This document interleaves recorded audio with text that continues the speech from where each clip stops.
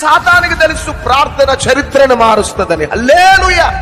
నువ్వు ప్రార్థనలో ఉంటే వాడి నెట్వర్క్ అంతా కూడా బ్రేక్ అయిపోతుంటది. వానికి తెలుసు నీ ప్రార్థన ద్వారా వాడు ఎక్కడెక్కడైతే నీకు దూరం చేసినాడో, ఎక్కడెక్కడైతే నిన్ను నష్టపరిచినాడో, ఎక్కడెక్కడైతే నిన్ను శాపానికి గురి చేసినాడో, నువ్వు మరలా ప్రార్థన ద్వారా దీవించబడతావని వానికి తెలుసు.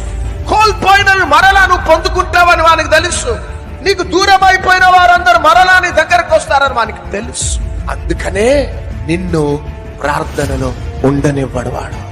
అందుకనే నిన్ను బిజీ పెడతాడు. Be careful.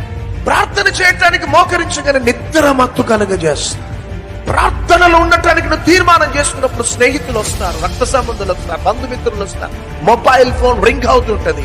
వాని పని అది.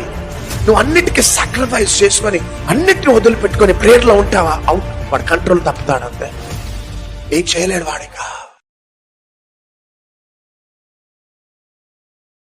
సాతానికి తెలుసు ప్రార్థన చరిత్రను మారుస్తుందని. హల్లెలూయా. నువ్వు ప్రార్థనలో ఉంటే వాడి నెట్వర్క్ అంతా కూడా బ్రేక్ అయిపోతుంటది. వానికి తెలుసు నీ ప్రార్థన ద్వారా వాడు ఎక్కడెక్కడైతే నీకు దూరం చేసినాడో, ఎక్కడెక్కడైతే నిన్ను నష్టపరిచినాడో, ఎక్కడెక్కడైతే నిన్ను శాపానికి గురి చేసినాడో, నువ్వు మరలా ప్రార్థన ద్వారా దీవించబడతావని వానికి తెలుసు. కోల్పోయినవి మరలా నువ్వు పొందుకుంటావని వానికి తెలుసు. నీకు దూరం అయిపోయిన వారందరూ మరలా నీ దగ్గరకు వస్తారని వానికి తెలుసు. అందుకనే నిన్ను ప్రార్థనలో ఉండనివ్వడు వాడు. అందుకనే నిన్ను బిజీ పెడతాడు. Be careful.